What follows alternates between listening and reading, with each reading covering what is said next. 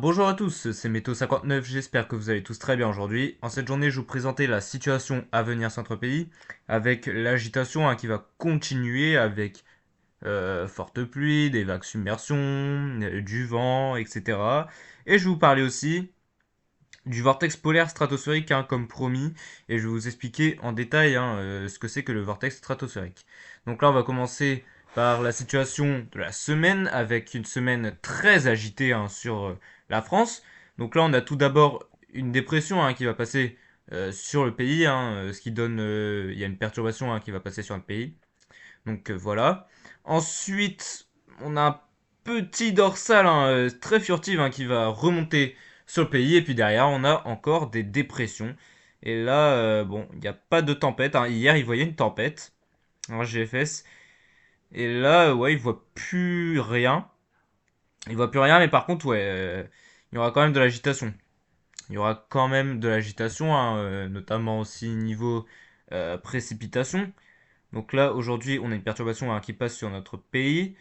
Après, une autre perturbation qui va arriver le mardi, qui pourrait donner de fortes pluies et aussi beaucoup de neige sur les montagnes. Une autre perturbation qui va arriver jeudi, mais qui sera un peu plus bloquée, donc dans la matinée, nuit, ouais, dans la nuit. Et après, une autre perturbation va arriver dans l'après-midi soirée, sur la France. Et puis ça va continuer de pleuvoir, voilà, ça ne s'arrête pas. C'est tout simplement la définition du mousson européen. Hein. C'est-à-dire qu'il pleut beaucoup. Ouais, il pleut beaucoup sur la façade ouest de l'Europe. Voilà. Et puis là, ouais, sur le Portugal, ça va faire mal. Ça va faire mal sur le Portugal, il va beaucoup pleuvoir. Et puis, ouais, on voit bien les rails de précipitation, de fortes précipitations sur l'Atlantique. Donc, ensuite, on va passer sur le modèle CEP pour regarder aussi ce qu'il est en train de mettre. Voilà, c'est pas vraiment la même chose que sur GFS. Donc, on a la perturbation d'aujourd'hui qui passe sur le pays. Le petit dorsal très furtif. Ensuite, bah, les dépressions qui reviennent, qui continuent de nous influencer, un flux océanique. Voilà. Une dépression qui va se former en Méditerranée, donc ça va donner encore de fortes précipitations. Je vais vous mettre les accumulations. Alors, si ça veut bien, parce que voilà, ça a donné beaucoup de précipitations, notamment sur la Corse. Voilà, et puis ouais, sur toute la France, limite, on va voir aussi beaucoup de précipitations. On pourrait aller de. Bon, après, là, c'est fin de semaine, donc voilà, ça va pas pleuvoir vite comme ça d'un coup. À part sur le sud-ouest et aussi sur l'est du pays, d'après le modèle CEP. Et puis ouais, sur le Portugal, là, voilà, sur le Portugal, ça va être catastrophique. Ouais, ça va être catastrophique sur le Portugal. Donc là, si on continue, voilà, on a la perturbation qui va nous quitter. Un dorsal, encore une fois. Après, on a un flux d'est. Waouh, alors là, c'est. Ah ouais, là, c'est la définition du vague de froid en fait là. Tout simplement parce que là, on a un flux d'est continental qui va tout simplement nous ramener de l'air froid. Et puis là, en forte quantité quand même. Là, il y a du moins 14, moins 16 degrés à 850 hectopascal par exemple sur COP. Mais là, c'est pas sûr parce que c'est encore beaucoup trop loin et GFS lui, il voit même pas la même chose. Il voit un flux océanique tout simple lui par exemple. Et puis ouais, il voit des températures à moins 12 degrés sur la France. Bon, si tu veux, il y a du moins 16 sur l'Allemagne. Ouais, on frôle les moins 10, moins 12 sur les Hauts-de-France. Mais ouais, encore là, c'est trop loin. C'est beaucoup trop loin. Il faudra affiner. La situation à IFS, ça doit être sûrement alors la même situation pour la semaine, donc c'est-à-dire dépression. et des dépressions. Tout le temps des dépressions. Et après c'est intéressant aussi, hein. Parce que là, on a un régime de Naomois qui se fait. Mais il n'y a pas une jonction avec l'anticyclone qui est vraiment placé beaucoup plus au sud, hein, et qu'on ne voit même plus, hein. Il n'y a même pas de jonction là. Du coup, il y a le flux océanique et en même temps, il y a l'air froid qui arrive par là. Donc l'air froid, il va rester un peu plus au nord. Il va rester plutôt vers le nord de l'Europe. Hein, si je mets les températures à 850 hectopascales, ouais, on le voit très très bien. L'air froid, il reste plutôt sur le nord de l'Europe et puis nous, bah, ce serait plutôt la douceur. Et puis là, ouais, on voit bien le vortex polaire, hein, qui est juste là. Et puis, bah, voilà. Voilà. Concernant le modèle CEP, AIFS. Icon, qu'est-ce qu'il dit? Alors, Icon, lui, bah, il va voir la même chose, hein, forcément. Coup de vent mardi. Ouais, j'ai oublié de le mentionner. Coup de vent mardi parce que les isobars vont se resserrer. Jeudi, on va avoir un petit peu de vent aussi. Vendredi également. Et samedi aussi, hein, il me semble que samedi. Ouais, ouais, non. Ouais, samedi c'est vite fait. Ouais, ouais, c'est du classique, hein. C'est une semaine classique, mais quand même agitée.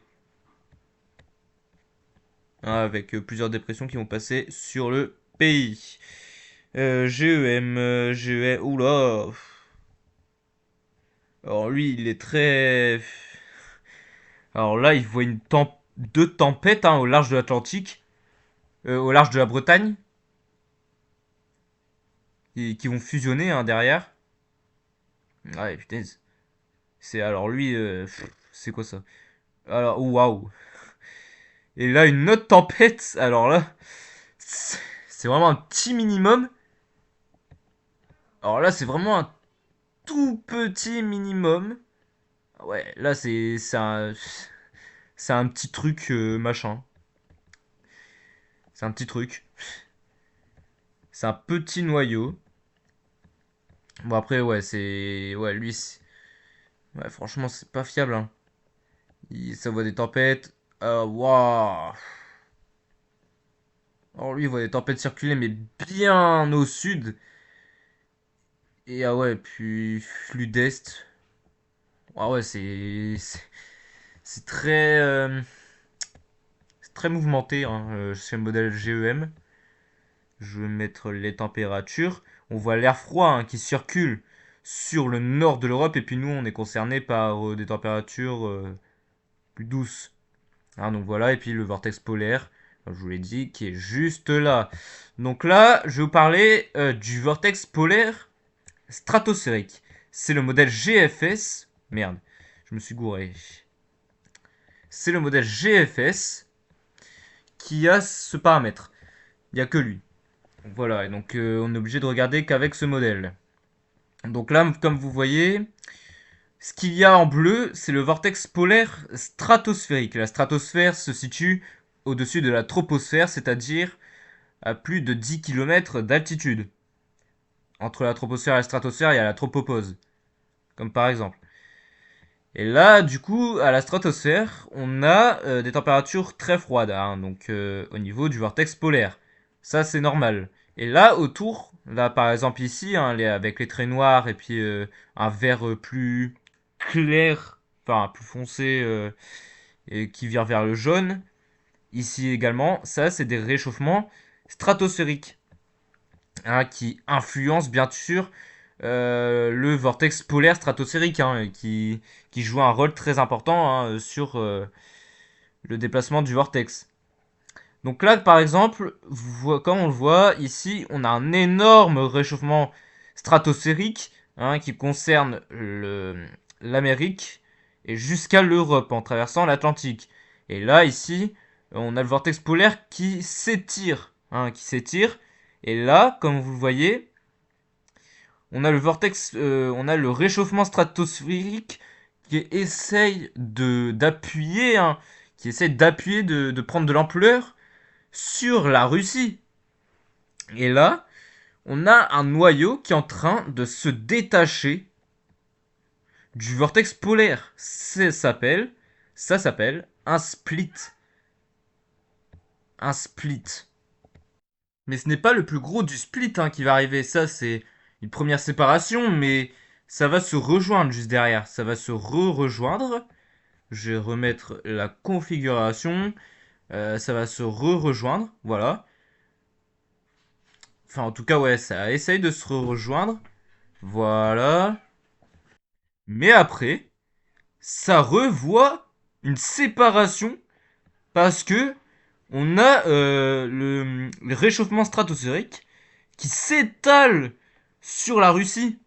Et donc, bah là, ça va se reséparer. Puis là, ouais, là, c'est vraiment un split. Et là, on a deux vortex. On a deux vortex polaires, un là et un là. Et il va falloir surveiller les conséquences. Bon, après, les conséquences, c'est vraiment pas sûr parce que il faut déjà avoir plusieurs paramètres pour que ces conséquences-là arrivent. Déjà, le vortex polaire stratosphérique, mais aussi euh, bah, la MJO, la NAO, des trucs comme ça. Faut regarder aussi ces paramètres-là.